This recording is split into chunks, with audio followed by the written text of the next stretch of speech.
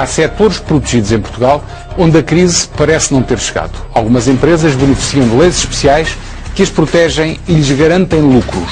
Um dos setores que vive com rendas garantidas é o da energia. O convidado desta edição, o anterior secretário de Estado da Energia, obrigado por ter vindo. Essa é a questão que eu lhe coloco. Aquele é o custo real a que a eletricidade é produzida? Não é o custo legítimo, nem, na minha opinião, legal. Portanto, há excesso de rentabilidade em vários setores. Quando passei pelo governo tentei demonstrar isso. Aliás, a primeira coisa que nós fizemos foi perceber onde é que estávamos, porque tendo chegado ao governo no final de junho, quando foi formado, as notícias eram que para o final desse ano, de 2011, o cenário era muito preocupante. Já, mas era uma noção pela sensibilidade da minha equipa que conhecia bem o setor, e daí ter, já nesse ano, e muito rapidamente, no final de agosto, princípio de setembro, termos todo o processo legislativo para ser incorporado no Orçamento de Estado desse ano, que era a contribuição que foi falada nessa altura. Contribuição sobre as rendas excessivas dos produtores e distribuidores de eletricidade. Sim. Não estando naquela altura ainda quantificado tanto as rendas excessivas, mas sabíamos todos, tínhamos uma sensibilidade da minha equipa, de quais que havia excessos e, portanto, tivemos o cuidado de, com segurança, portanto, não exagerar e criar um mecanismo e várias medidas para que nós, no final da década de 2020, não houvesse déficit. Que as empresas estavam a ganhar demais por esses fornecimentos de eletricidade. Sim, nós sabíamos isso e toda a gente que está no setor tem consciência disso. Todos os operadores e toda a gente do setor da eletricidade em Portugal sabe que as empresas estão a ganhar demais. Com certeza. E até agora o Governo não teve capacidade de mudar isso? Até agora o Governo não teve alguma capacidade de mudar isso. Aliás, deixe-me aproveitar a oportunidade para dizer o seguinte, portanto, o Ministério da Economia, que é encabeçado por um ministro independente, tudo tem feito tem uma tarefa gigantesca, que é um ministério gigantesco, e tudo tem feito é independente, é um homem sério, e, portanto, no que diz respeito à energia, tudo se tentou fazer. Portanto, não foi no Ministério da Economia que as coisas pararam ou não avançaram. Atribui a sua própria saída à pressão que existiu para que não fosse feito este trabalho de cortar as rendas excessivas de energia? Não, a minha saída é clara. Eu posso explicar muito rapidamente. Mas sei que não tem nada a ver com o Ministro da Economia nem com o Ministério da Economia. O que se passou foi que, depois daquela primeira tentativa da contribuição, a Troika mandava-nos, num dos items, mandava-nos determinar as rendas excessivas. Primeiro tentou aplicar um imposto sobre as rendas excessivas para que o lucro não fosse tão excessivo. Tecnicamente era uma contribuição, quer a construção do modelo, quer os pressupostos foram consensualizados. Nós achávamos que o consenso era muito otimista, eles achavam que o consenso era muito pessimista, mas houve um consenso. Depois, relativamente às medidas, enfim, a EDP dizia que se tinha demonstrado através disso que o sistema era perfeitamente equilibrado, não havia drama nenhum, etc. Perfeitamente mentira, ou pelo menos a sensibilidade está errada, porque neste momento, mesmo com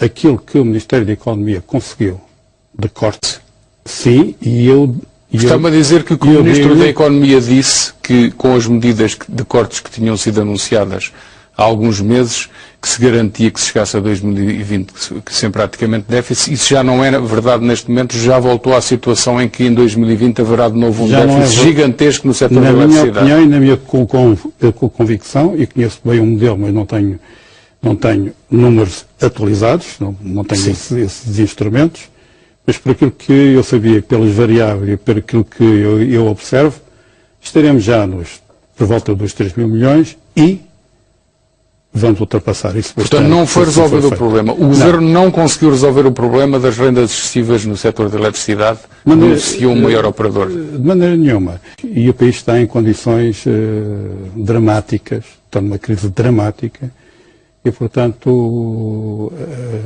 as condições do Governo são das mais difíceis dos últimos anos. Dito isto, o senhor tentou fazer esse corte de rendas excessivas por um imposto, pela aplicação de taxa, não foi possível, teve que sair. Em bom rigor... Depois determinámos as rendas excessivas, porque Sim. A Troika nos obrigava a pedir ajuda internacional para me determinar os referenciais de benchmarking da indústria europeia. Para os espectadores perceberem as melhores práticas que levam ao melhor preço. A melhor remuneração que para aquelas tecnologias havia naqueles anos. Sim.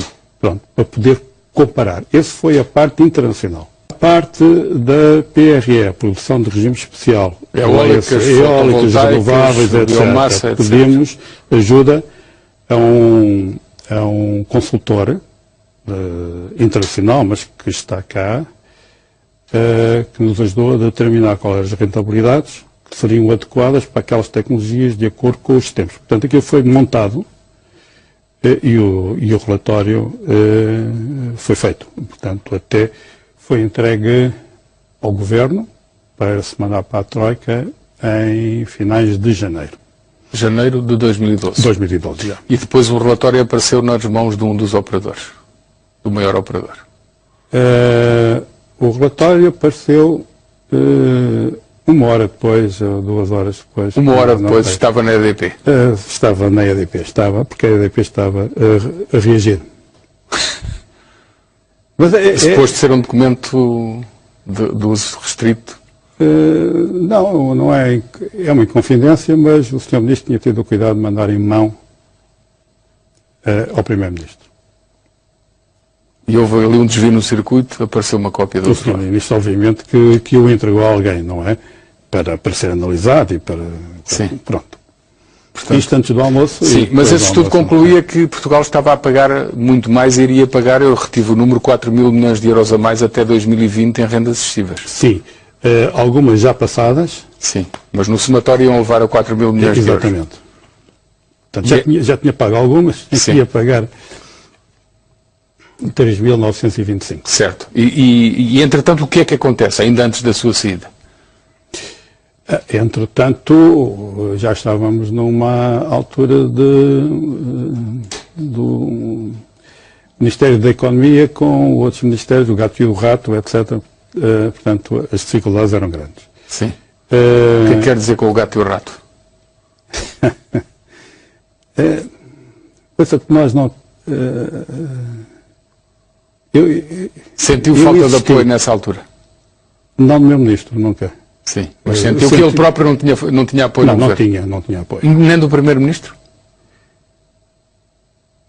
Não sei de onde é que faltava o apoio, mas o Sr. Primeiro-Ministro afastou-se do assunto, deixou o assunto entre finanças, entre o Governo, não é? Portanto, as finanças são determinantes. E porquê é que sentiu que tinha que sair? Ou foi convidado a sair? Não, porque nessa altura,